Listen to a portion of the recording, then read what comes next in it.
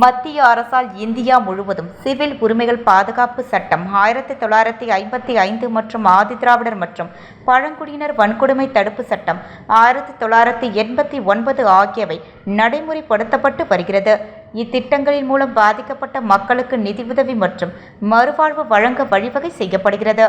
அவர்களுக்கு இத்திட்டத்தின் மூலம் புதுச்சேரி யூனியன் பிரதேசத்தில் வன்கொடுமையால் பாதிக்கப்பட்ட ஆதிதிராவிட மற்றும் பழங்குடியின மக்களுக்கு ஆதிதிராவிட நலன் மற்றும் பழங்குடியின நலத்துறையின் மூலம் காவல்துறையிடமிருந்து முதல் தகவல் அறிக்கை மற்றும் குற்றப்பத்திரிகை நகல் பெற்று நிதியுதவி வழங்குவதோடு அவர்களுக்கு மறுவாழ்வு அமைத்திடவும் நடவடிக்கை எடுக்கப்பட்டு வருகிறது.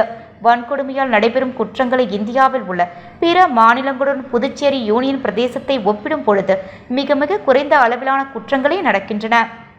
இதன் மூலம் புதுச்சேரியில் மாண்புமிகு முதலமைச்சர் ரங்கசாமி தலைமையில் நல்ல அரசு இயங்கி வருகிறது என்பது உறுதி செய்யப்பட்டுள்ளது.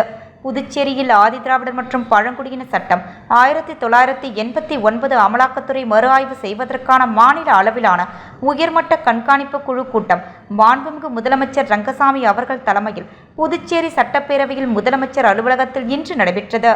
மாண்புமிகு உள்துறை அமைச்சர் நமச்சிவாயம், மாண்புமிகு ஆதிதிராவிடர் மற்றும் பழங்குடியின நலத்துறை சாய்ஜி சரவணகுமார், மாண்புமிகு சட்டப்பேரவைத் தலைவர் ராஜவேலு, சட்டமன்ற உறுப்பினர் சந்திர பிரியங்கா, தேசிய பட்டியலின ஆணைய இயக்குநர் திரு ரவிவர்மன், ஆதிதிராவிடர் மற்றும் பழங்குடியின துறை செயலாளர் டாக்டர் முத்தம்மா, முதுநிலை காவல் கண்காணிப்பாளர் கலைவாணன், ஆதிதிராவிடர் மற்றும் பழங்குடி நலத்துறை இயக்குநர் திரு இளங்கோவன் மற்றும் துறை கண்காணிப்பாளர்கள், நல ஆய்வாளர்கள் மற்றும் அலுவலக பணியாளர்கள் கலந்து கொண்டனர்.